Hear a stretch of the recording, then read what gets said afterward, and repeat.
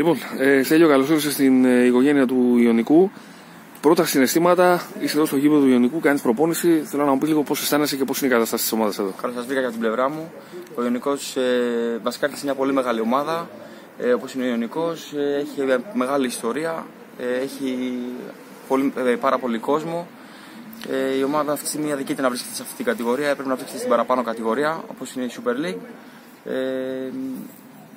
Υπάρχει ένας άνθρωπος από πίσω, ο κύριος Συριγότης, ο Γιάννης, που έχει αναλάβει το έργο του Ιωνικού και θέλει να την φτάσει όσο πιο ψηλά γίνεται την ομάδα. Παρέχει τα πάντα στο σύλλογο, δεν λείπει τίποτα όσον αφορά το υλικό, τα γήπεδα, τα γυμναστήρια, το οτιδήποτε έχει να κάνει με την ποδοσφαιρική ομάδα εδώ της Νίκαιας. Και εύχομαι και εγώ από την πλευρά μου να βοηθήσω στο έργο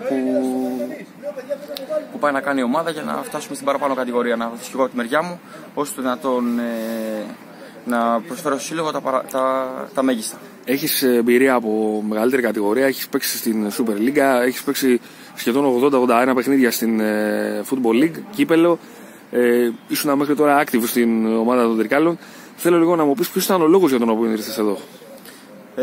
Ήρθα σε μια ομάδα, όπως ξαναείπα, που ήθελα και από πριν να έρθω, πριν περίπου 1,5 χρόνο. Ήρθα και πάλι γιατί λέω ότι αυτή η ομάδα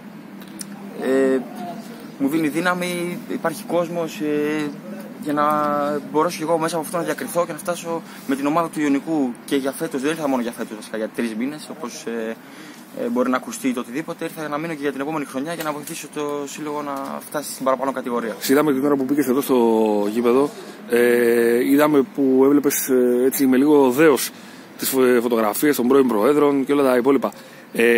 Λέμε πολλές φορές ότι η φανέλα είναι βαριά. Εσύ το καταλαβαίνεις αυτό? Είναι βαριά.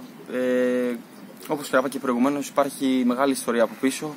Υπάρχει κόσμος και υπάρχουν πράγματα που έχουν ζήσει εδώ πέρα, καταστάσεις στα παλαιότερα χρόνια που ανατριχιάζεις μόνο και μόνο που μπαίνεις σε αυτό το κήπεδο και βλέπεις αυτές τις εικόνες. Και αν σου έλεγα να περιγράψεις τον κόσμο του Ιωνικού, το Στέλιο Μακρύδη, τι θα έλεγες? Τι να περιμένει ο κόσμος από σένα? Εγώ από την πλευρά μου δεν θέλω να λέω πολλά. Θέλω να δείξω την εικόνα μου μέσα στο γήπεδο και να δώσω τον καλύτερο με αυτό για να πετύχουμε τους στόχους μας όλοι μαζί σαν ομάδα πρώτα και έπειτα ο καθένας χωριστά. Σας ευχαριστώ πολύ. Παρακαλώ.